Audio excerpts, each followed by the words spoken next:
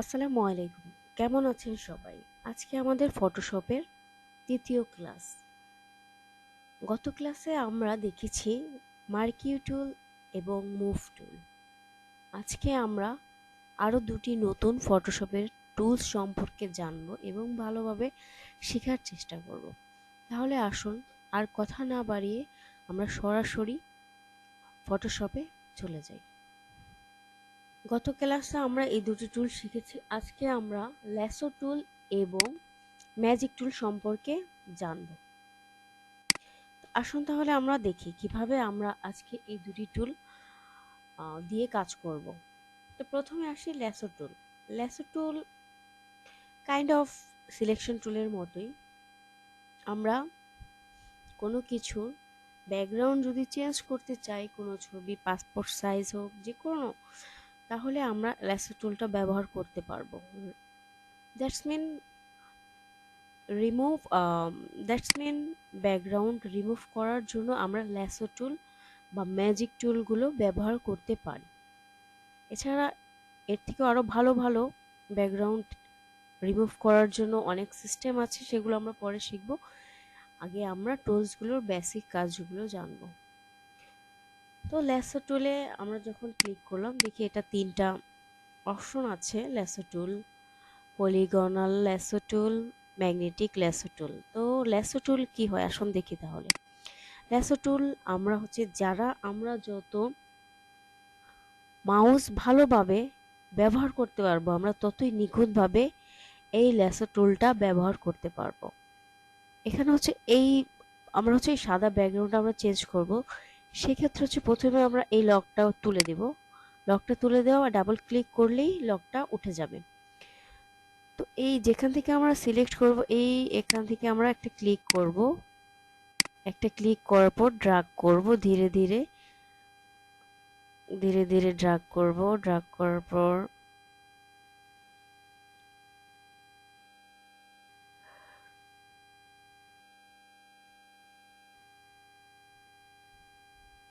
Just আমরা select করলাম। তো আমরা এখন যেহেতু ব্যাকগ্রাউন্ড সিলেক্ট করব, সেহেতু আমরা এটা আমাদের ইনভার্স সাইড, যেটা বাইরের দিকটা সিলেকশন করা উচিত ছিল, তো আমরা ভুলবশত ভিতরেটা করে ফেলেছি। যদি আমরা এই ভুলটাই করি তাহলে আমরা কি করব? আমরা Ctrl+Shift+I দিয়ে ব্যাকগ্রাউন্ডটা মানে ইনভার্স সাইডটা আমরা সিলেকশন করে নিব। সিলেকশন করা যদি আমরা ওভাবেও না পারি, তো আমরা রাইট বাটন ক্লিক করার পর এখানে দেখব সিলেক্ট ইনভার্স। তো আমরা সিলেক্ট ইনভার্স ক্লিক করলে আমরা বাইরের অংশটা সিলেক্ট হবে। আর এটা শর্টকাট Ctrl+Shift+I। তো আমরা লেয়ার নিয়ে কাজ করব। গত ক্লাসে আমরা দেখেছি আমরা সবসময় লেয়ার নিয়ে কাজ করব। তো আমরা একটা লেয়ার নিয়ে নিলাম। লেয়ার নেওয়ার পরে লেয়ার নিয়ে আমরা কালারটা চেঞ্জ করে দেব।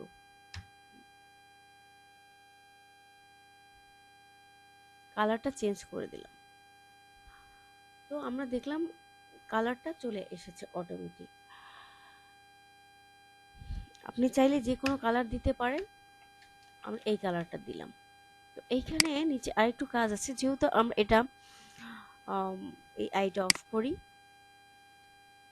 সিলেক্ট করেছি এই এতটুক জায়গা আমাদের রেখে আমরা বাকি জায়গাটুকুর ব্যাকগ্রাউন্ড আমরা রিমুভ করব। তাহলে আমরা চাইলে এই জায়গাটা সিলেক্ট করার পর ডিলিট বাটনে ক্লিক করার পর আমাদের যেই অংশটুকু আমরা সিলেক্ট করেছি রিমুভ করার জন্য, সেটা চলে যাবে।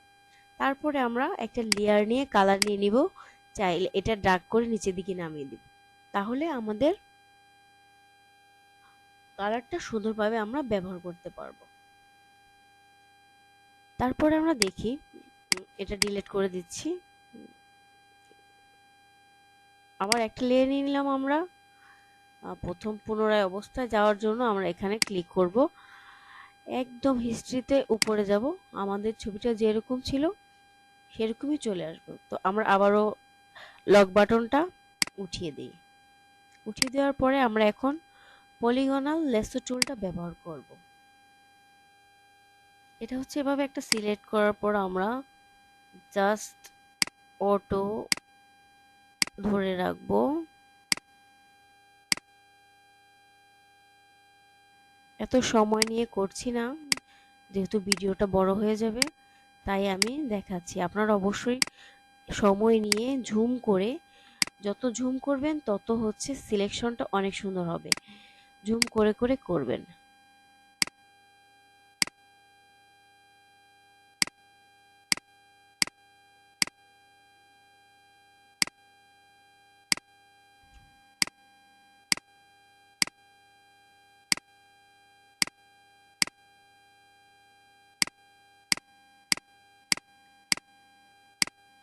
তো এটা আমাদের সিলেক্ট হয়ে গেছে। তো আমরা কি করব, আবারও শর্টকাট কিটা এখন অবলম্বন করব, Ctrl+Shift+I।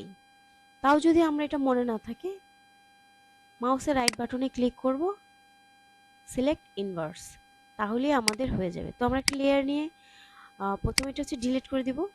ব্যাকগ্রাউন্ডটা যেটা আমরা সিলেক্ট করেছি রিমুভ করার জন্য সেটা ডিলিট করে দিলাম। এখন ট্রান্সপারেন্ট হয়ে গেছে। এখন আমি আমার লেয়ারে যে কালারটাই নিব ব্যাকগ্রাউন্ডটা সেই কালারই হবে। আমি একটু কালারটা চেঞ্জ করে নিচ্ছি। যেহেতু আমার ফরগ্রাউন্ড কালার, তো অল্টার ব্যাক স্পেস। তো সুন্দরভাবে আমরা এটা সিলেক্ট করে ফেললাম। একটা ব্যাকগ্রাউন্ড চেঞ্জ হয়ে গেল। তো এরকমভাবে আমরা বিভিন্ন ধরনের ছবি বা বিভিন্ন কাজ আমরা ব্যাকগ্রাউন্ড রিমুভ করতে পারবো। তারপরে দেখি কি আছে।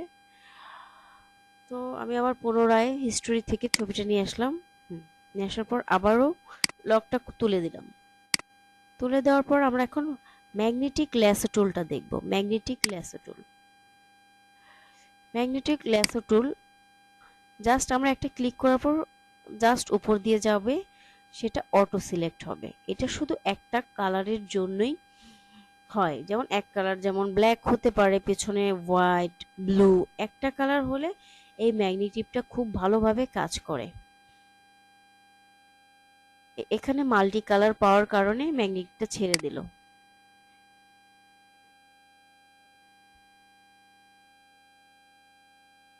এটা দিয়ে আপনার কোনো কষ্ট করা লাগবে না, এই কাজটা অটোই চলে যাবে।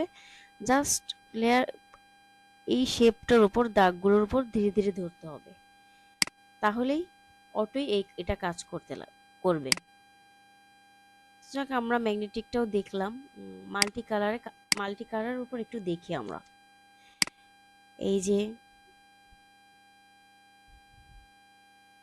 মাল্টি কালারের কারণে আমাদের ছবির চারপাশ থেকে সিলেকশন হয়েছে। যদি আমরা একটা কালার নিয়ে করতাম তাহলে হচ্ছে এই সমস্যাটা হয় না।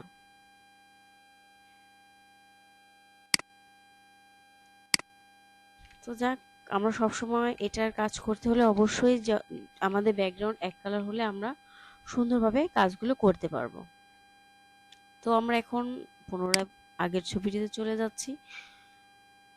এখন আমরা দেখব ম্যাজিক টুল। প্রথমে হচ্ছে কুইক সিলেকশন টুলের কাজ হচ্ছে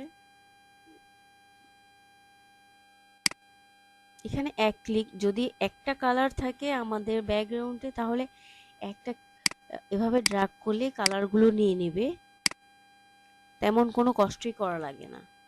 তবে এখানে এই পাশটা বেশি হোয়াইট হওয়ার কারণে আমাদের প্রবলেম পড়তে হচ্ছে। তো আমরা এটা দেখি একটু।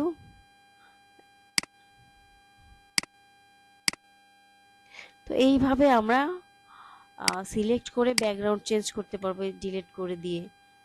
যার যেরকম ইচ্ছা ব্যাকগ্রাউন্ড আমরা চেঞ্জ করতে পারবো।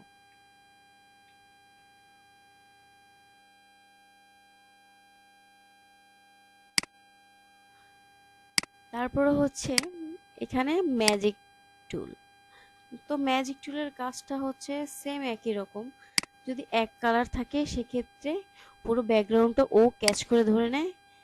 তারপর হচ্ছে এখানে আমরা গত ক্লাসে দেখেছিলাম অপশন বার, তো এখানেও সেম আছে। সবগুলোর ক্ষেত্রে কিছু না কিছু অপশন বার আছে। তো এখানে আমরা অনেকটা মার্কি টুলের মতো চাইলে এখান থেকে প্লাস বাটন করতে পারি, আবার মাইনাস করতে পারি আমাদের সুবিধা মতো।